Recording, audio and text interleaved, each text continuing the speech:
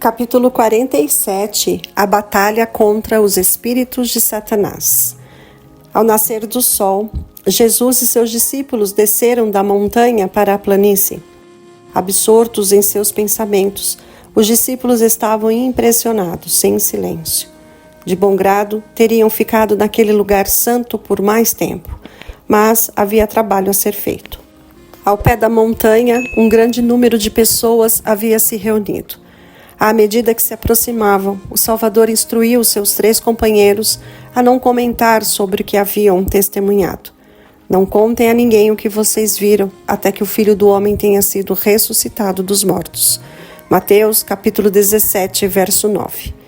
Falar sobre aquela manifestação para as multidões só iria provocar o ridículo ou um espanto inútil. Até para os 3 discípulos favorecidos, era difícil compreendê-la. Como se pode ver ao se perguntarem o que queriam dizer ressuscitar dos mortos. No entanto, eles não pediram nenhuma explicação para Jesus.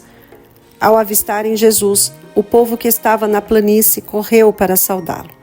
Seu olhar atento e perspicaz logo notou que algo havia acontecido que causara profunda decepção e humilhação aos discípulos. Um pai havia trazido seu filho para que fosse liberto de um espírito mudo que o atormentava. Jesus tinha dado autoridade aos discípulos para expulsar espíritos impuros quando os enviou para pregar por toda a Galileia. Quando foram com a fé fortalecida, os espíritos maus obedeciam ao que lhes diziam.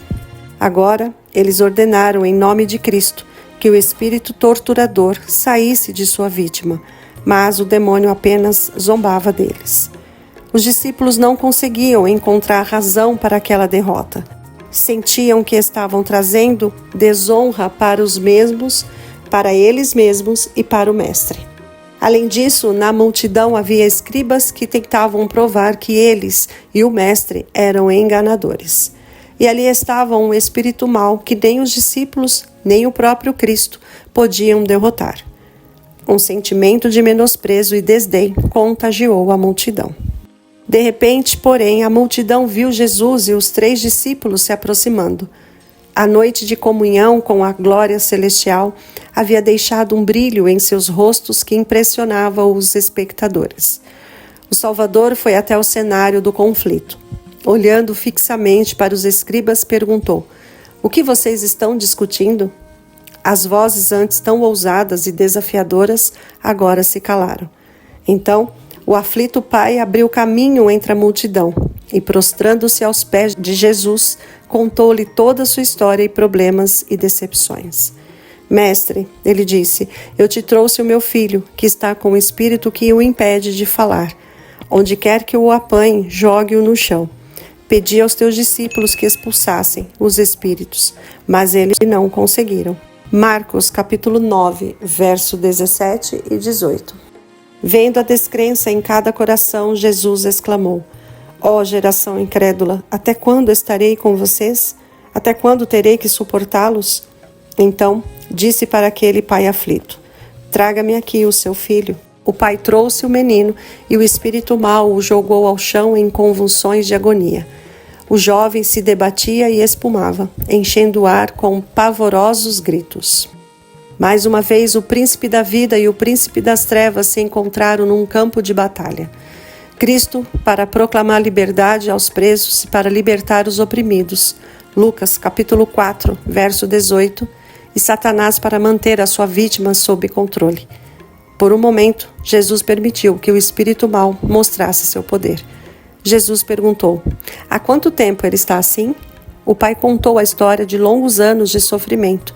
E então, como se não pudesse mais suportar aquilo, exclamou: "Se podes fazer alguma coisa, tem compaixão de nós e ajuda-nos." Marcos, capítulo 9, verso 22. Se podes, até aquele pai agora duvidava do poder de Cristo. Jesus respondeu: "Tudo é possível àquele que crê." Numa explosão de lágrimas, o pai, percebendo sua fraqueza, se lançou sobre a misericórdia de Cristo. "Creio, ajuda-me a vencer a minha incredulidade." Jesus se voltou para o jovem doente e disse: "Espírito mudo e surdo, eu ordeno que o deixe e nunca mais entre nele." Houve um grito e uma luta agonizante. Então, o menino ficou imóvel, aparentemente sem vida. A multidão cochichava, dizendo que ele estava morto. Jesus o pegou pela mão, o levantou e o apresentou ao Pai, em perfeita saúde mental e física. O pai e o filho louvaram seu libertador, enquanto os escribas derrotados e cabisbaixos se afastaram mal-humorados. A fé nos conecta com Cristo. Se podes fazer alguma coisa, tem compaixão de nós e ajuda-nos. Quantas vezes uma pessoa oprimida pelo pecado tem ecoado essa oração? E a resposta é: tudo é possível àquele que crê. Em Cristo, Deus providenciou os meios para subjugar cada traço pecaminoso e resistir a cada tentação, não importa quão forte ela seja. Mas muitos acham que lhes falta a fé e por isso permanecem distantes de Cristo. Que essas pessoas não olhem para si mesmas, mas para Cristo. A fé vem pela palavra de Deus. Apegue-se à sua promessa. Todo o que o Pai me der virá a mim, e quem vier a mim eu jamais rejeitarei. João capítulo 6, verso 37. Atira-se aos pés de Cristo com o clamor: creio, ajuda-me a vencer a minha incredulidade. Enquanto fizer isso, você nunca vai perecer. Nunca. Em um curto espaço de tempo, os 3 discípulos favorecidos tinham visto a humanidade transfigurada à imagem de Deus e aviltada à semelhança de Satanás. Tinham visto Jesus proclamado Filho de Deus, como também o encontro dele com o garoto endemoniado, a ranger os dentes em agonia.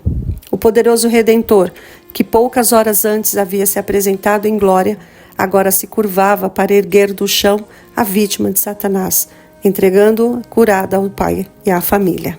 Foi uma ilustração da redenção, o divino ser curvando-se para salvar o perdido.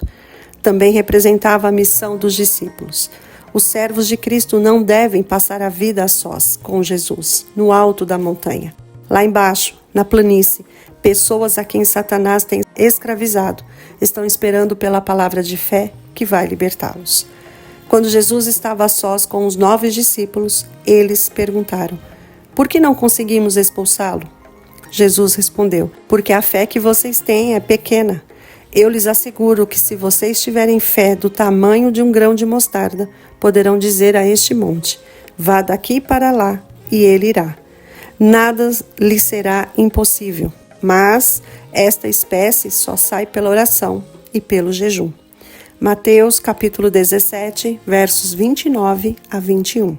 A descrença deles, a qual impedia que tivessem uma simpatia mais profunda para com Cristo, e o descaso com quem consideravam a obra sagrada confiada a eles, é que causaram seu fracasso.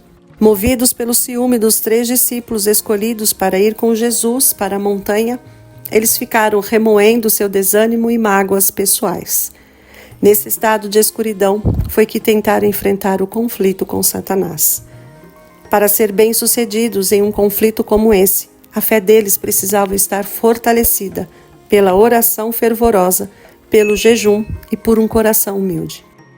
Eles precisavam esvaziar-se do eu e encher-se do Espírito e do poder de Deus.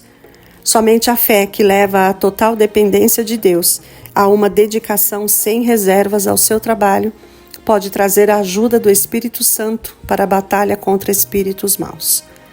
Apeguem-se à palavra de Deus e a todos os meios eficazes que Ele tem indicado. Dessa maneira, a sua fé será fortalecida. Os obstáculos que Satanás levanta em seu caminho podem parecer tão impossíveis de escalar como as mais altas montanhas.